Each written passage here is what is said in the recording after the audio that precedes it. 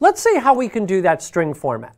So I'm going to start off by doing first name equals Christopher, and last name equals Harrison, just like before. And again, what we could do is we could just simply output equals our hello and our little plus and our first name, our little plus, a space, and then hello and whoops, and then our last name at the end there. There we go.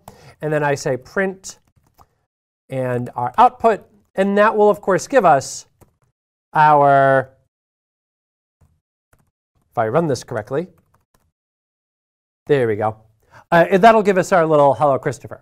Now I'm going to do the exact same thing multiple times, and we should just get the exact same output. My goal here is really just to show the different ways that we can do this.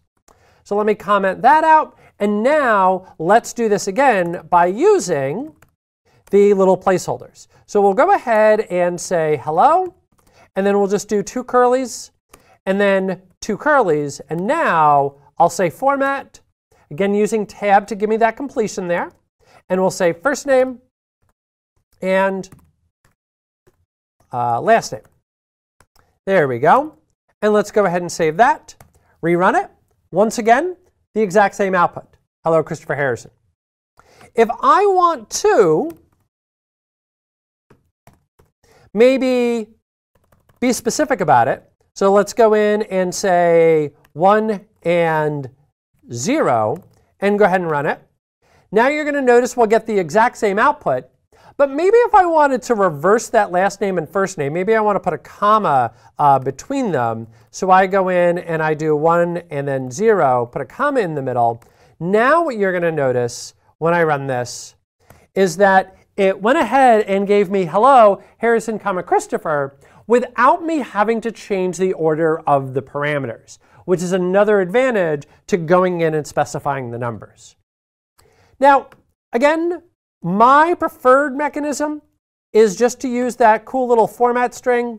So I'm going to say output equals, and then we'll go F, and now I'll say hello, comma, curly, and then we'll say first name, space, curly, last name, and you'll notice the IntelliSense actually comes right along for the ride there, suggesting first name and last name for me. And now I go ahead and hit save, and I rerun that, and now we're back to that hello, Christopher Harrison.